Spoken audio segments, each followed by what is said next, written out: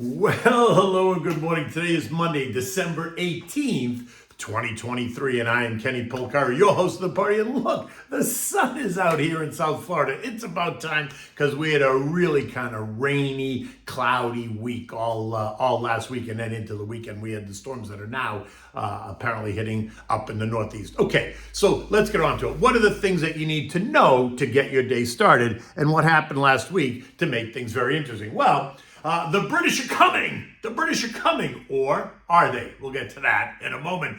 Johnny Williams and Loretta are now two Fed members that are pushing back on expected rate cuts as they try to temper the mood, which should be no surprise to anybody. Oil continues to struggle. U.S. production stuns the Saudis. So now you got to ask, what's next? And gold is digesting the recent narrative, right? It remains in the 1950-2050 trading range. And what do we have for dinner tonight? It's not really dinner. It's a side dish to the Christmas Eve menu. It's simple blanched broccoli. It is a Christmas Eve staple. So we'll get to that in a moment. So the stock market rally stalled on Friday. They did, and the week higher as investors, traders, and analysts all are convinced that the rate cuts are coming. It reminds you of the famous Paul Revere ride on April 18, 1775, when Dr. Joseph Warren, think JJ, sent him on the midnight ride from Boston to Lexington, Mass. To announce that the British were coming, the British were coming. Think lower rates are coming, lower rates are coming. To arrest Samuel Adams and John Hancock, think the Algos. Yet it was later learned that the intelligence was faulty. That, in fact, the British had no orders to arrest anyone, right? Think the latest Johnny Williams and Loretta comments, right? But they were very much on the move out of Boston. So just think peak rates, right? You get the picture, don't you? And if you don't, just Google the rest in the event that they never taught you about Paul Revere in the 6th grade, for whatever reason that may have been. In any event, stocks ended the week mixed, right? The Dow was up 56 points, or 0.1%. The S&P lost 1 point. The Nasdaq gained 52 points, or 0.3%. The Russell lost 15 points, and the transports added 100 points. And the SPW, the equal weighted index, lost 43 points. So a couple of things here.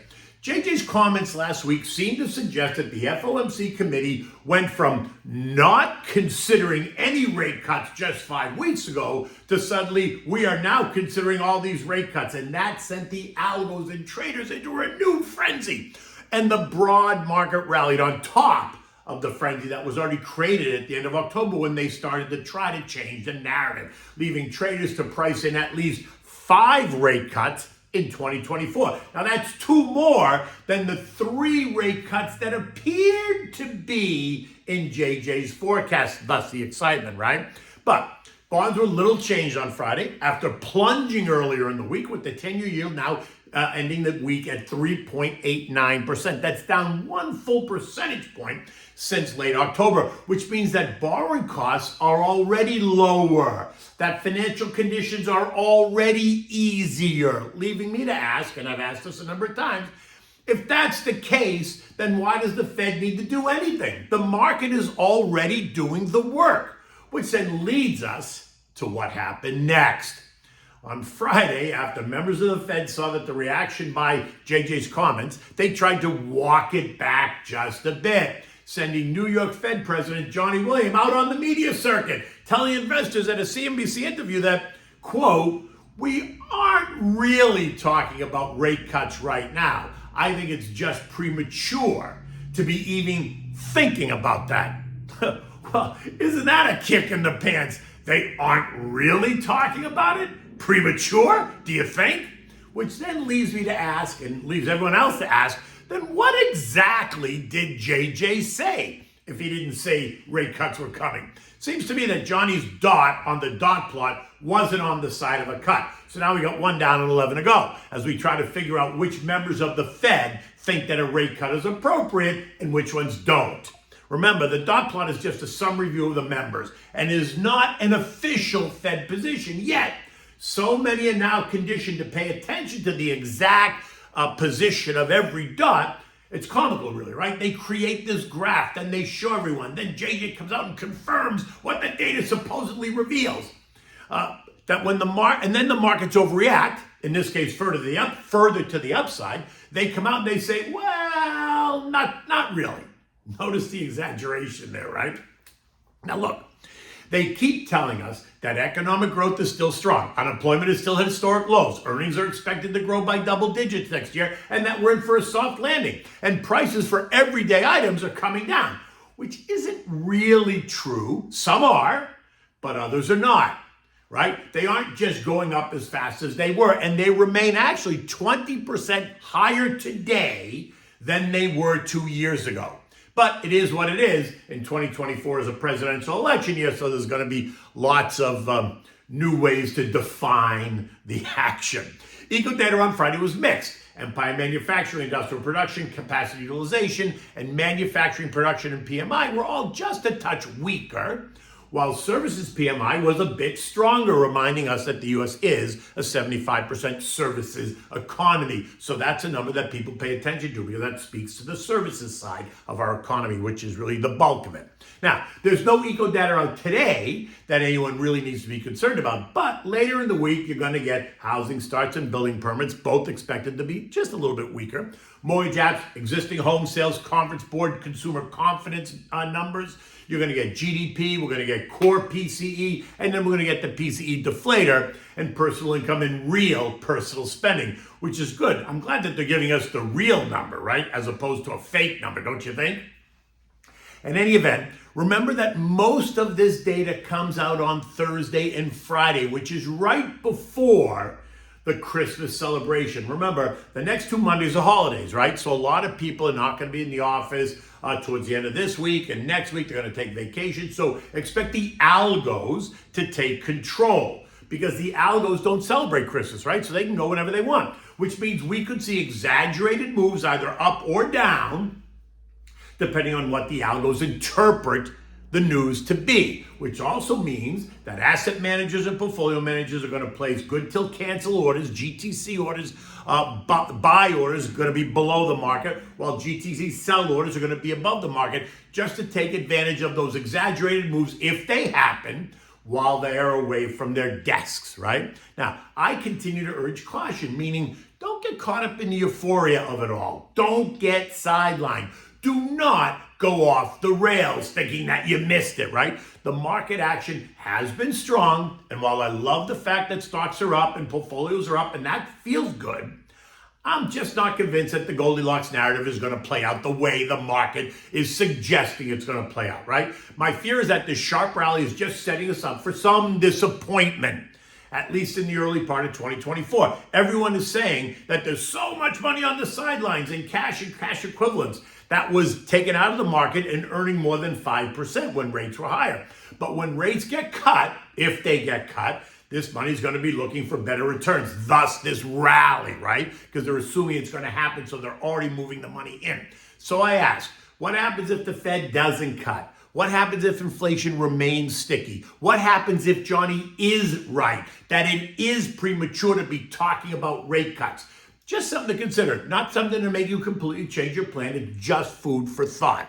Now, U.S. futures this morning are tossing around, right? They're tossing around Johnny's latest comments, right? They're pushing them aside, but maybe they are, maybe they're not. They're not really sure what to do. Futures are up, but they were up a bit more. At 8 o'clock, Dow futures are still up 60, but they were up 90 earlier. S&Ps are up 7, NASDAQ up 19, the Russell's up 6. The CME Fed Watch tool has cooled a bit. Those March cuts that they've been screaming about are no longer 100% guaranteed by the market, not by the Fed. Cuts, if they do happen, are now expected to begin in May, which would be 6 months ahead of the election, which is also could reek of political interference. Remember, the Fed is not supposed to change monetary policy during an election year unless something has broken.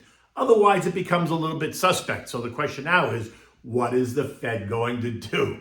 Oh boy, it is such a tangled web that we weave. Now, this morning, Cleveland President Loretta comes out, and she's now joining New York's Johnny Williams, saying that the markets are overreacting to JJ's comments last week as she too tries to walk it back just a bit. So I guess she is number 2, right? The second one of the members that remain with the dot plot a little bit more on the hawkish side. Expect to hear from Austin Goolsbee this morning. He's Chicago Fed president at about 8 a.m. And I suspect that he's going to try to temper the market's reaction. But I think he's going to suggest that the cuts are coming, as he tends to be on the dovish side of the fence.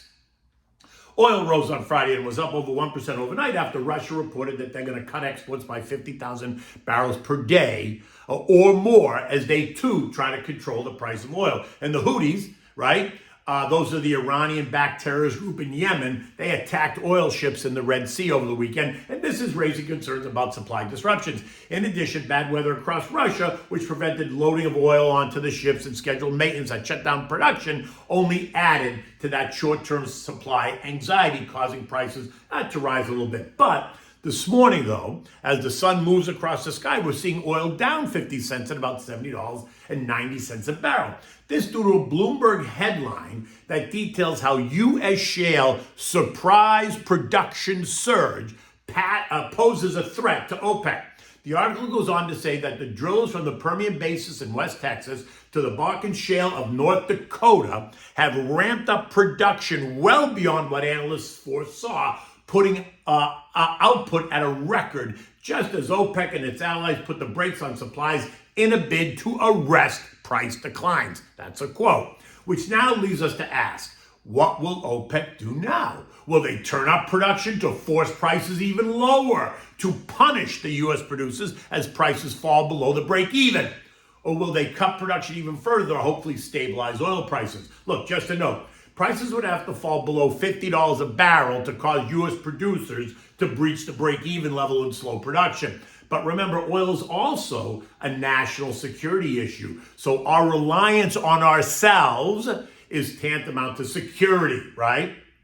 Now, gold, which tested support at the trend line at 1990 last week, rallied back to 2050 Thursday and Friday, is now digesting all that and is down about $2 at $2,033 an ounce. The ongoing drama out of the Fed is going to drive the price of gold in the short term. Any talk of holding rates is going to allow gold to stabilize, while talk of rate cuts will send gold lower.